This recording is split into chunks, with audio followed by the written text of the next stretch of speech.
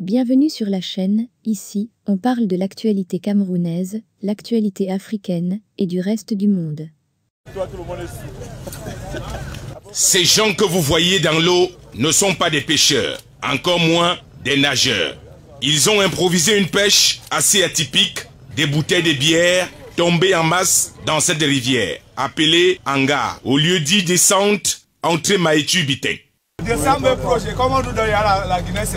C'est donc ce qu'on appellerait une longue nuit cauchemardesque pour le propriétaire de ce gros porteur des produits brassicoles que voici de profil. Il pleure ses bières et en allant se plaindre auprès des soulards qui ont bu une joie, comme on dit au quartier, le pauvre s'est fait tabasser.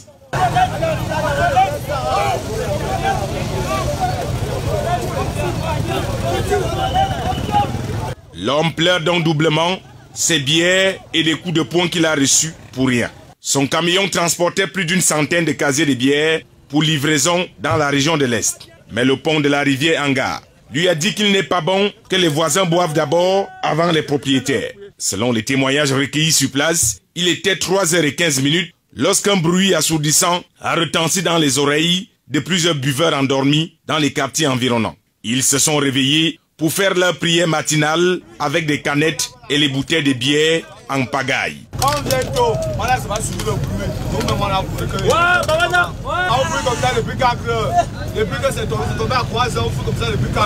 Les premiers arrivés n'ont pas eu compassion des brasseries. Ils ne se sont pas fait prier pour emporter avec eux des dizaines de casiers de bière dans leur domicile.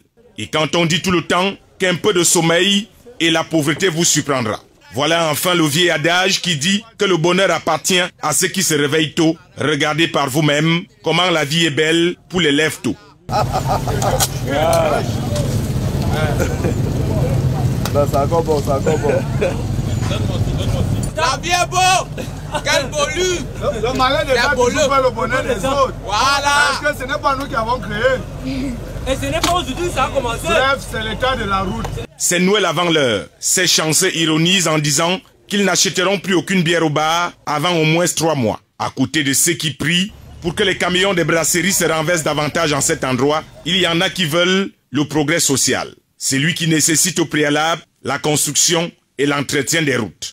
C'est la route qui dérange. Parce que la route a déjà trop de... C'est déjà cassé. La route est gâtée.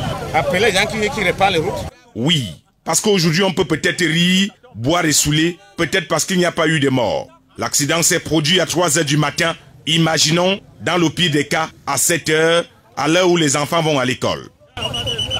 Cet endroit que vous voyez vient d'occasionner successivement 3 accidents en 3 jours.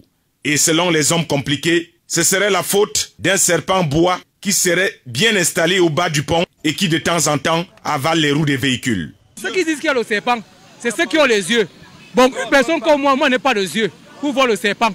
Cela peut paraître invraisemblable pour ceux qui ne voient rien. Mais pour nous qui voyons, on peut vous dire que des camions gros porteurs que vous voyez là n'ont pas l'autorisation de rouler à cette heure de la journée.